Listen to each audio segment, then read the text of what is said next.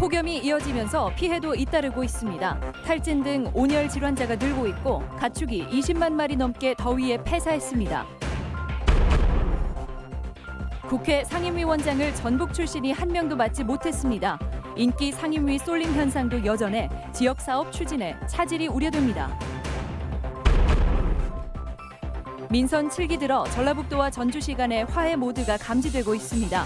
오늘은 김승수 시장이 대안방직 문제를 도와 협조하겠다고 말했습니다. 여러분 안녕하십니까?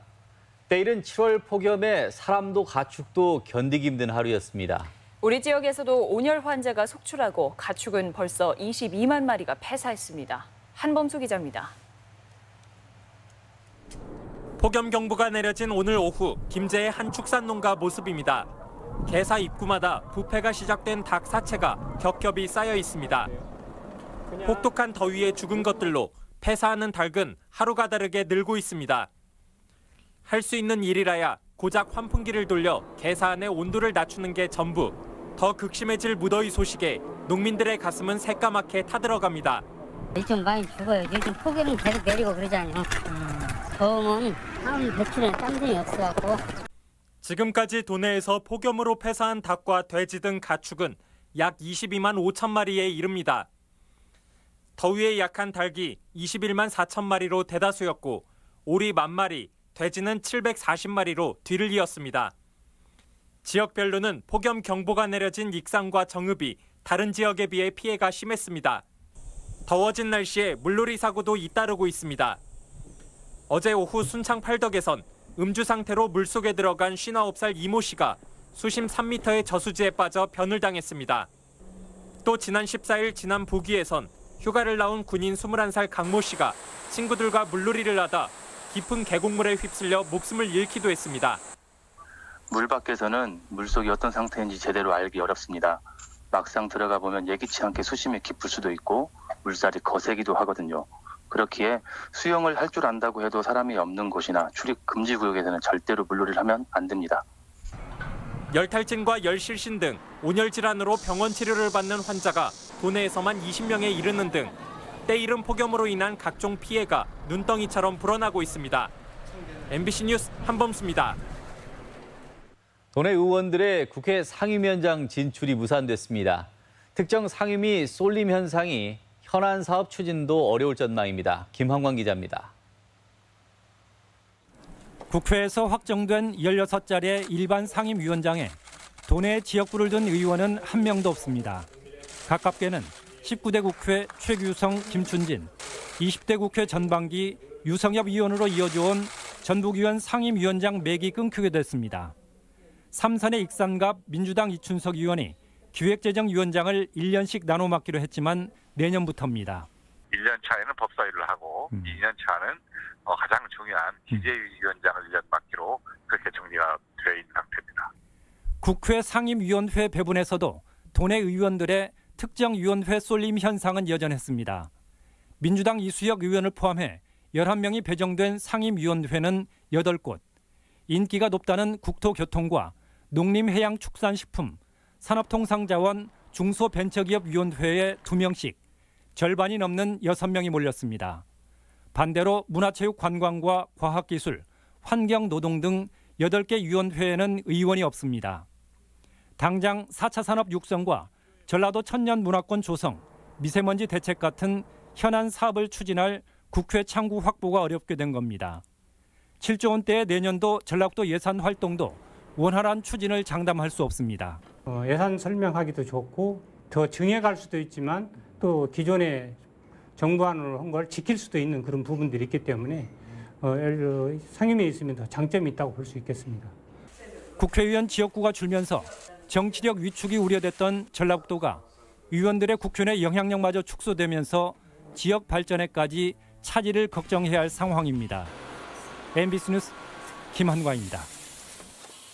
민주평화당 당대표 경선이 3파전 구도로 치러질 전망입니다. 유성엽 의원은 국회에서 기자회견을 열어 강한 대안정당을 추진하겠다며 다음 달 5일 당대표 경선에 출마를 선언했습니다.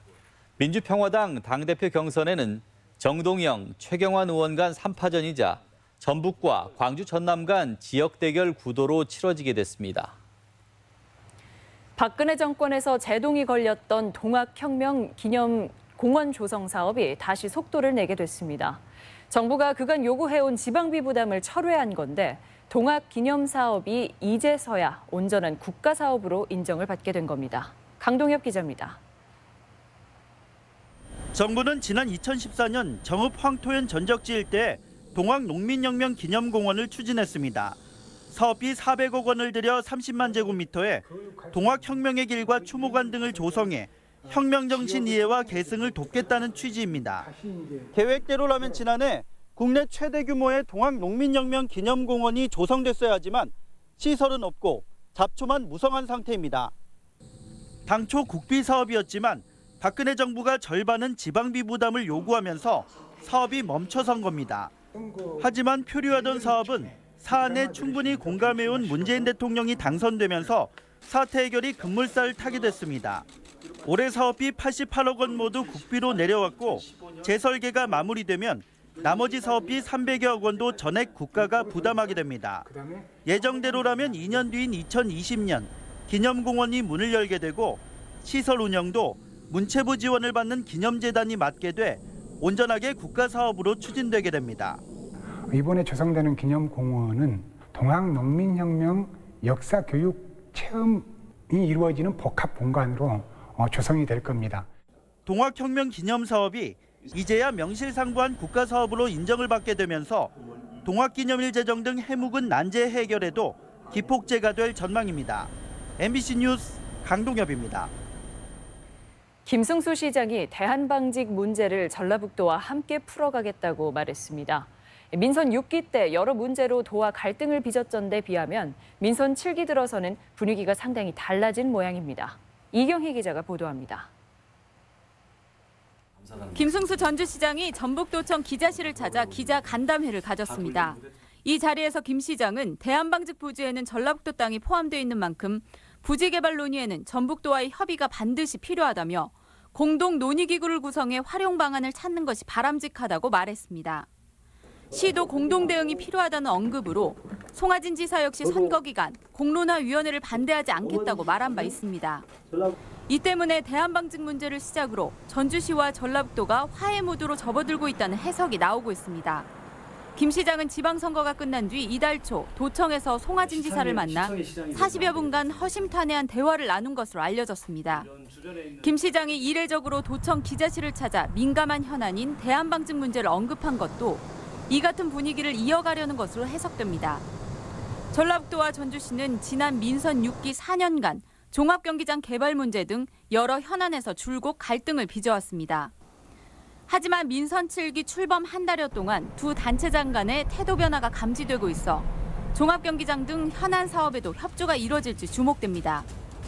한편 시민단체를 중심으로 대한방직 공론화위 구성을 서둘러선 안 된다는 비판이 나오고 있는 가운데 김 시장은 공론화위 가동 시점은 개발업체가 부지 대금을 완납한 뒤가 적절하다며 절차를 서두르지 않겠다고 밝혔습니다. MBC 뉴스 이경입니다. 도 기념물인 동고산성 서문지가 일부 훼손돼 전주시가 대책 마련에 나섰습니다. 시에 따르면 지난 13일 장마철에 대비해 배수로 공사를 하던 동고산성 서문지에서 인부들이 복원해놓은 물 배출 구멍돌과 가벽돌 일부를 훼손했습니다. 시는 큰 손상은 없는 것으로 확인했지만 전문가와 정밀 조사를 거쳐 업체를 고발하는 방안을 검토하고 있습니다. 기업들이 전북을 떠나기만 하는 요즘 반가운 소식이 있습니다. 한 해 매출이 1,800억 원에 이르는 농협 케미컬이 본사와 공장을 모두 익산으로 옮기기로 했습니다. 박찬익 기자입니다. 농협 케미컬 공장이 들어설 익산 제3산업단지입니다. 농약 제조회사인 농협 케미컬은 농협의 자회사로서 공장은 현재 대전과 경기도 안산에 있습니다. 농협은 자회사의 생산성을 높이고 관리 비용을 낮추기 위해 이 두 공장과 더불어 경기도 성남에 있는 본사까지 익산 제3산업단지로 옮기기로 했습니다. 1,000억 원을 투자해 오는 2023년까지 이전을 완료한다는 계획입니다. 여러 가지의 연구기관들이 전라북도에 같이 있음으로써 우리 농협 케미칼이 입주를 하게 되면 많은 시너지 효과가 있을 거라고 예상을 하고 있고요.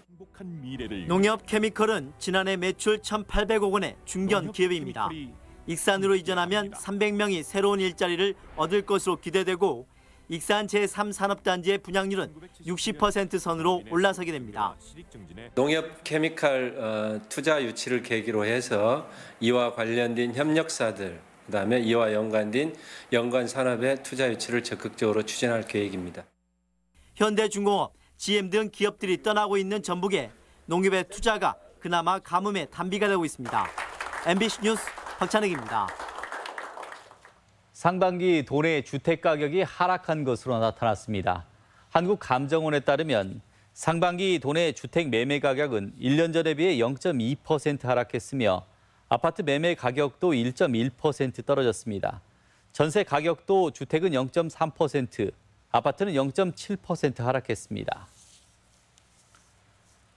오늘 오전 10시쯤 전주 팔복동의 고무장갑 공장에서 불이 나 공장 60제곱미터와 제조 설비를 태워 2천여만 원의 재산 피해를 낸 뒤 30여 분 만에 꺼졌습니다. 불이 나자 직원 40여 명이 대피하는 소동이 빚어졌지만 인명피해는 없었으며 경찰은 공장 환풍구를 수리하다 용접 불꽃에 불이 난 것으로 보고 있습니다. 간추린 뉴스입니다.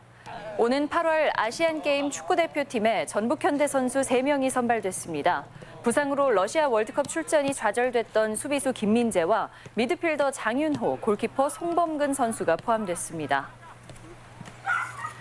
전주시가 보호센터에서 유기동물을 입양하는 시민들에게 예방접종비와 치료비 등 마리당 최대 10만 원을 지원합니다.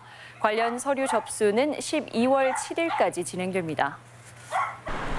한국식품연구원은 오는 18일 완주 본원에서 대미 식품 수출업체를 대상으로 미국 식품안전법 대응 설명회를 개최합니다. 미국은 농식품 수출의 11%를 차지하는 주력 시장이지만 최근 규제가 강화돼 어려움이 예상됩니다. 인천 김성수의 아들 김상만 고택의 민속문화재 지정 해제 촉구가 이어지고 있습니다. 최훈열 도의원은 김상만 고택은 친일 반민족 행위자인 인촌 김성수가 어린 시절을 보낸 곳이라며 해제를 촉구했습니다. 간추린 뉴스였습니다.